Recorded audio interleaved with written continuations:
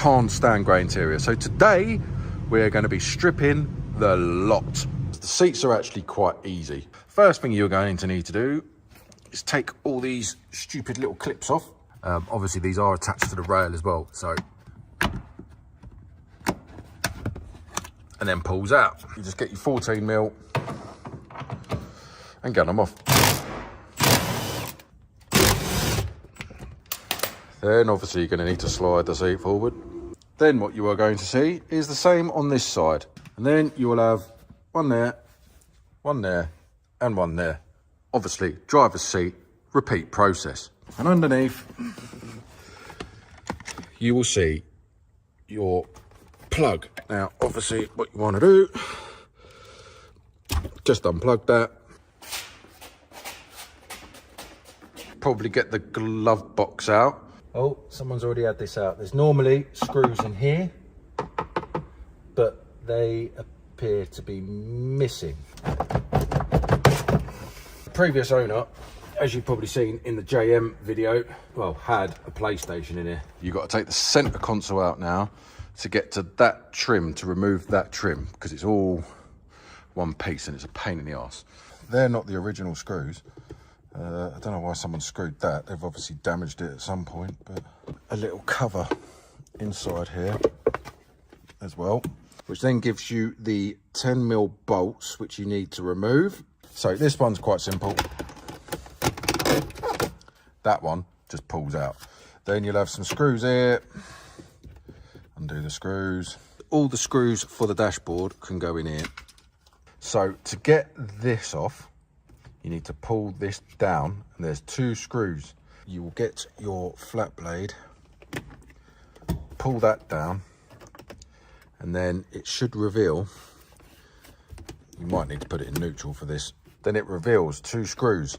That will just pull off like so. So pull that up and then just very gently pull this up.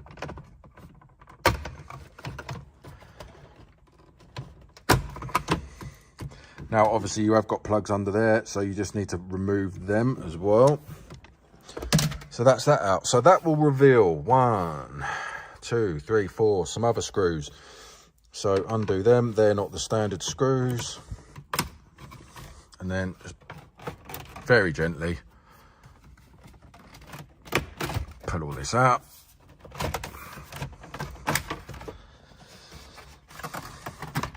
Now, there is plugs for the hazard and the stereo. Get the hazard out first, because that's the easier one. Oh, someone's already broken it. That is the dash out, which then leads to the radio. Put some new bolts in. So just to remove the radio, undo that. You've got 2 secret ones that you can't really see. So now, there's some plugs at the back of there. You need to remove that. Now they are quite tight. And that's the radio out. So as you can see, that's the original loom. Someone's already damaged this one. So to get the center console out, there is another one under here, but you need to remove this trim here to get to that bolt. So the center console is out. Obviously there is one that goes there, and there's a ground point on there as well, so you need to pop that off. And then once you've got the center console out, that one literally just pulls off as well. And as you can see, someone hasn't put any of the screws back in because that's just fallen off. But there should be a couple of screws in here as well. Yeah, that's not supposed to come off with that. Just pull off like so. That's like for your air intake, so that actually should just pull off. It might need some persuasion. So the other one is the bonnet release, but it's pretty simple. You pull it out of there, and then you can see where it hooks. Like anything else, you just move it out and pull it out. And that is that out. So the next part is to get all of this off, get the seat belts off and everything. So the first thing we need to do is this little cover, and there is a little screw there. So we shall remove that, and we shall remove that. So now we're going to have to remove the seat belt. I've already done that one, which is a 14mm, and then that just slides out. So that leaves us just with this. Right, so it pops up. So you just remove that, and then undo that bolt. And there we go. Then we're going to have to remove this section to get that bit out, I believe. And then we've got the handle.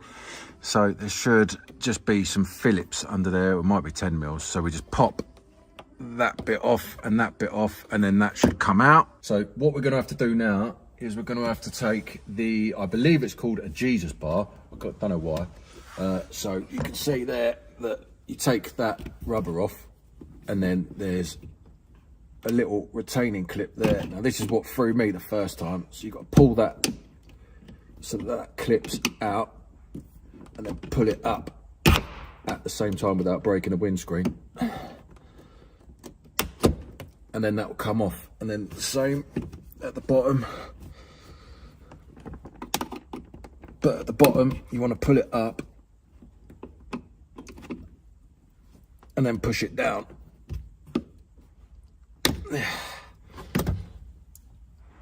And then that's that off. Just got to undo these. These are on clips and they normally break. So just very, very carefully pull them out. Right, so now we've got to take that bit off. Same scenario as before. It should be on those horrible little plastic clips.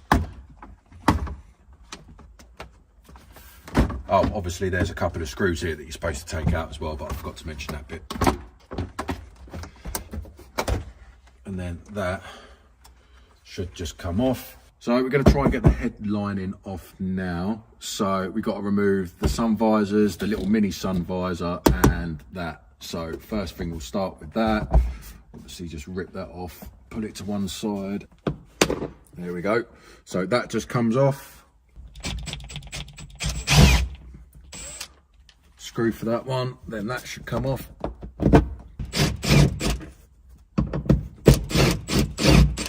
Then obviously you'll have your plug for your vanity light, which you just take that off. And then same with that one. I think you have to take this little piece off here. Probably using the wrong tool for this, but never mind. I'll do that one. Horn works.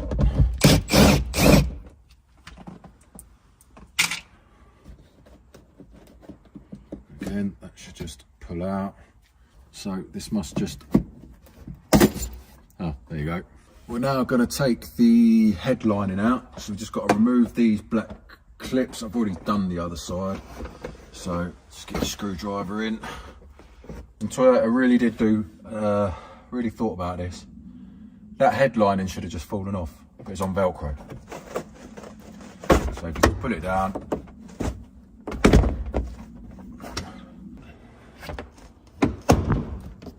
Headlining out.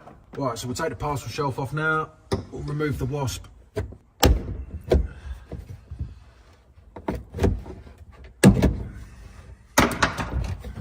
you slide it forward, and then there should be a, oh, bloody hell. Someone's put an aftermarket subwoofer in there. Happy days. So just take the plug out. And that's the stop light out. And then this should just come out. I didn't film this bit because I wasn't 100% sure, because I've not done one of these with, this has got the electric column on it. So I wasn't 100% sure how it was going to go, but it's turned out all right. So quickest way to do anything on these Soarers and the Chasers is you can literally remove that from the actual dashboard. There's 4 14mm bolts that hold all of this to the dash mountings. So if you can get to them, just undo them, and then the whole column comes down, which makes life a lot easier when you're removing shit. So now I've got to just get the dash out, basically.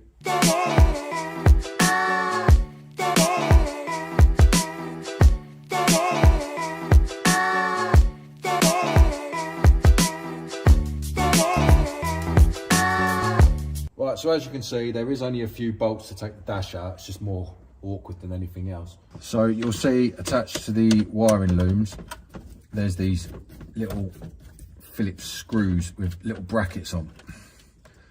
So all I will do I'll disconnect them and then put the screws back in so I don't forget them. And then the more awkward ones are the ones that are up here.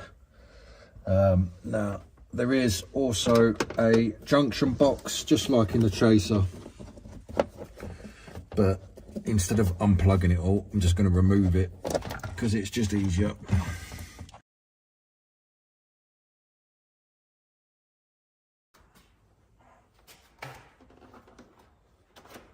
Right, so the dashboard is out. So what you'll see is you've got these little tabs here and here and here and here and here.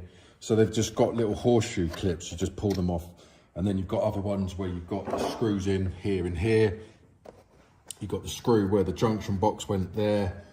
And a few other bits. You don't have to take any of the vents out, none of that. So as you can see, it's not a massive job. It's more fiddly. But once you've done one, they're pretty simple.